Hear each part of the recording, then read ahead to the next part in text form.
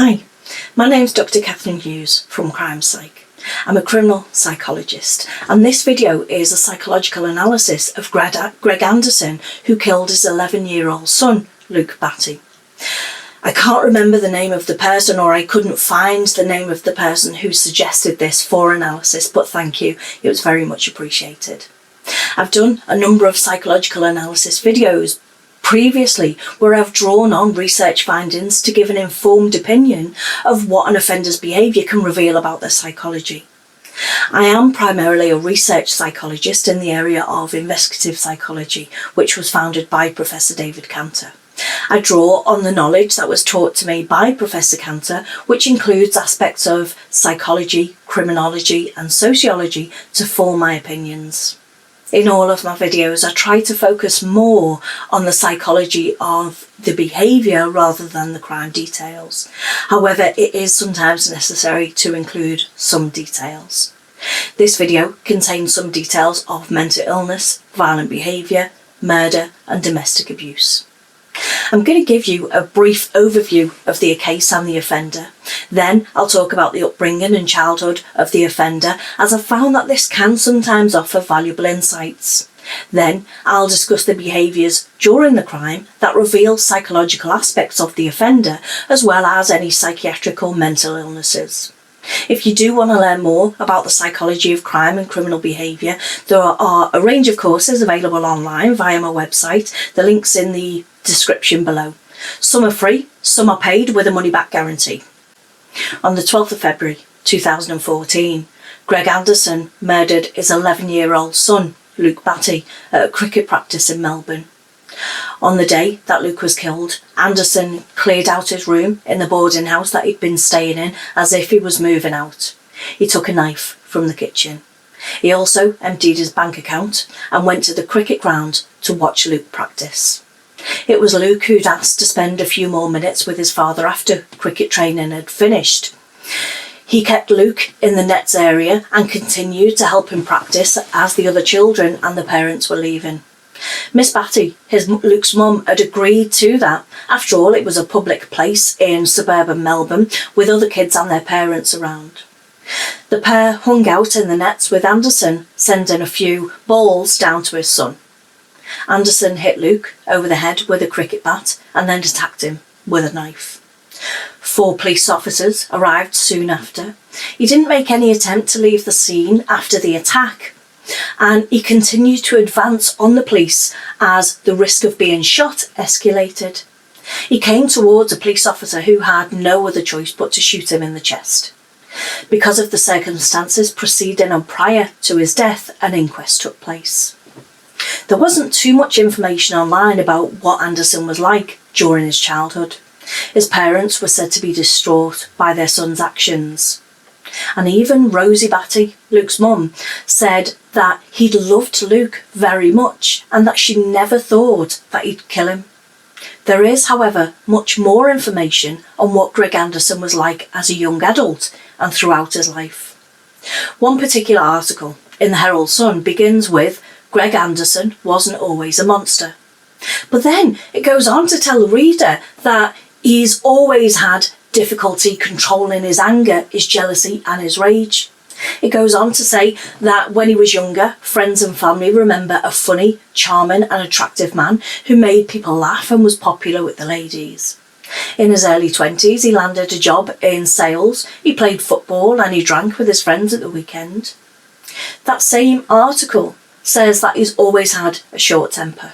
Admittedly, those who knew him never thought he was capable of murder, of course. Those who spent time with Anderson say that he exhibited some odd behaviour throughout his life. Former friends say that he was a man who could be good company but was quick to see red. He was incessantly jealous and possessive towards his girlfriends. Fearing that they might cheat on him, he used to lock them in his bedroom when he went out so that they couldn't speak to the male housemates. A former housemate told the Herald Sun in that same article that Anderson earned the nicknames Obnoxious and NQR, which stood for not quite right, because of his bizarre behaviour. A former housemate said the following: "He was a strange guy. He had a weird habit of locking girlfriends in his room. I remember one, I think she was called Jenny. He would lock her in his bedroom if she was in the house and he had to go out. That was when the alarm bells started ringing, because that sort of behaviour just isn't normal. Another time he got a girl pregnant and he didn't have the money to pay for an abortion, so I had to pay for it. He was a complex character. He could be funny and charming. He was a fit young guy. He was pretty good looking and so popular with the ladies back then. But he had a dark side. So for that article that begins with, he wasn't always a monster, just doesn't fit. He sounds like a controlling and aggressive man who expected others to do as he ordered, a man who uses extreme force. Sounds like a monster to me. This jealousy and fear of being cheated on reveals a trait of narcissists. Behind their mask of extreme confidence, there's a fragile self-esteem that's very vulnerable to the slightest criticism. Luke's parents, Rosie Batty and Greg Anderson, had originally had a 2-year relationship but separated after 2 years. One source reports that Batty said that Anderson showed signs of sexual violence when they were together, including allegedly attempting to rape a friend of Batty's, after which she ended the 2-year relationship. The pair didn't have much contact until about 8 years later. They had a brief sexual relationship but never lived together. Batty said that he was an amazing, brilliant person, considering how crappy his life had become. Then she fell pregnant. Batty said that Anderson's abuse began shortly after they met and increased when she fell pregnant. She doesn't believe that he was charged following that assault. She wasn't asked whether she needed an intervention order. She said that there were seemingly no consequences for Greg. After the incident, there were long periods of no contact, sometimes extending into months. The periods of no contact were always triggered by an argument. Some led to physical assaults, but most were verbal. Miss Batty said that she knows how loving and caring Anderson could be, and that despite the incidents and the aggression, she knew how good he could be. She said that there were times she knew that he would have loved for them to have been a family, but that it was emotionally unmanageable. She said the abuse would just come out of nowhere. She said it'd be great, we'd all be doing stuff together, but then there would be another incident. So far, this does seem to be another case where he's showing some narcissistic traits. Narcissists have an inflated sense of their own self-importance and a deep need for excessive attention and admiration. They have troubled relationships and a lack of empathy towards others. Anderson displays these traits by using violence and manipulation to get what he wants. He has very little thought of what other people want or need. At one point, Batty wrote her will because she was scared he'd follow through on the threats to kill her if she ever stopped him from seeing Luke. She wanted to make sure that if anything happened to her, Anderson wouldn't have custody of their child. During the years that followed their separation, he was often homeless, living out of a car. He continued to threaten those around him and was very abusive. His interest in religion grew, and he attended a Hare Krishna temple which attracted many people because of the offer of free food. The temple manager said the following: he was always making threats. Anderson was more challenging than most of the poor and homeless people that the Hare Krishna feeds each week. He would say the scriptures were speaking to him and asked him to do things. He was a big believer in past lives and told a friend of mine he was married to his 8-year-old daughter. He was confrontational and threatening towards most people that he interacted with. So in all social situations, he's aggressive and controlling. In November 2012, Anderson was caught in a library viewing child pornography on a public computer. He was charged by police with viewing child pornography and 2 months later of possessing child pornography when officers found him with a USB stick containing the images. During police questioning, he said he doesn't know why he's been arrested for viewing the images that are available on the internet for everyone to see. In 2013, Anderson threatens to kill Batty at her home. He told her, "Right, now I really want to kill you. I want to cut off your foot. I hope you've made a will." He was arrested later that day and was charged, and during the interview, he's got his arms crossed facing the wall at the police station and said, "I only answer to Jesus. I don't know who you think you are. I don't know why you think you've got the right to hold me at all. I'll move on now at this point to talk about psychiatric and mental health conditions, as well as behaviours during the crime that reveal psychology of the behaviour. In this case, it's more of a long process of change rather than being able to draw out psychological conclusions from one point in time. There have been questions raised about his mental health, and Ms. Batty told police she feared her former partner suffered from some form of mental disorder. Ms. Batty said that while the threats were serious, she never believed they would result in her son's death. She said she never feared for her life. She also said that he did have a history of behaviour, but I guess you get used to that. You never actually believe the worst could happen will. I think that's what happens in all tragic cases, she said. He prayed out loud. He grew increasingly religious. He had hallucinations and he was aggressive. He showed behaviour that was cold, intelligent and controlled. He distrusted doctors or anyone that he saw as having authority. He never sought help for his anger or received an official diagnosis of mental illness. Anderson often heard voices and was obsessive about religion. He was likely to have suffered a delusional disorder, which is a mental illness that can be treated. But Anderson was never diagnosed as having the mental illness.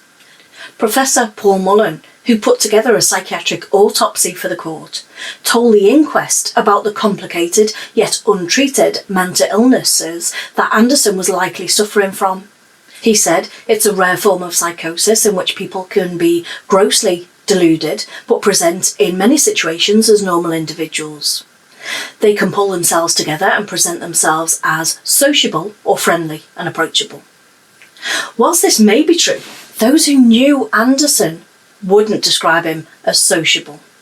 He was aggressive, controlling, manipulating, showed traits of narcissism. He also, in my opinion, shows signs of borderline personality disorder. The symptoms of borderline personality disorder can be grouped into four main areas. These are emotional instability, disturbed patterns of thinking or perception, impulsive behaviour, and intense but unstable relationships with others. Those with borderline personality disorder can be worried about people abandoning them and would do anything to stop that from happening. And this would explain the bizarre behaviour of locking girls in his bedroom and being overly jealous. They found it difficult to make and keep stable relationships, and this would explain the turbulences in his interpersonal relationships. These difficulties aren't limited to intimate relationships, and they can be extended to social connections. People with borderline personality disorder act impulsively and do things that could harm themselves. They also have very intense feelings of anger, which are really difficult to control. When they're very stressed, they might also experience paranoia or dissociation. And that would explain the episodes of rage and seeing or hearing voices. Anderson was an arrogant and erratic man with a strong disrespect for authority. Despite an intervention order that said Anderson should never be alone with Luke, he managed to isolate his son on the cricket oval where there were plenty of parents and people around. But police officers, child protection and Rosie Batty all told the inquest that they never believed Anderson would harm Luke. He had a decade-long history of physical violence towards Batty, but had never hurt his son. Batty told the inquest Greg was a really loving dad and keen to be involved in Luke's life, so there was never any doubt in my mind that I shouldn't set aside the animosity between Luke, Greg and I for what was, I thought at the time, in the best interest of Luke. She went on to say that all I'd known was that he loved his son. He'd never laid a hand on him and was never verbally abusive towards him. I didn't know Greg was capable of killing. Rosie Batty had done her very best to protect her child. She continues to this day to campaign against family violence. Batty began speaking publicly about her experience after addressing the media after Luke's murder. She became an advocate for domestic violence survivors and victims and sought to address any perceived symptomatic failures in responses to domestic violence in Australia. She's spoken about a lack of communication between services, about public perceptions of domestic violence, and about a lack of funding. She's also spoke about the police and the legal procedures that she felt disempowered her ability to protect herself and her son. If you would like to learn more about the psychology of murder, there is an online course available on my website. To sum up this case then, we discovered that Greg Anderson's life seemed to spiral out of control from his early 20s. Anderson's behaviour reveals that he was jealous, possessive, controlling and aggressive. He expected others to do as he ordered them to. He showed traits of narcissism and had an inflated sense of his own self-importance, a deep need for excessive attention and admiration, troubled relationships and a lack of empathy to others. The jealousy and fear of being cheated on revealed another trait of narcissism, that behind that mask of extreme confidence is a fragile self-esteem that's vulnerable to criticism.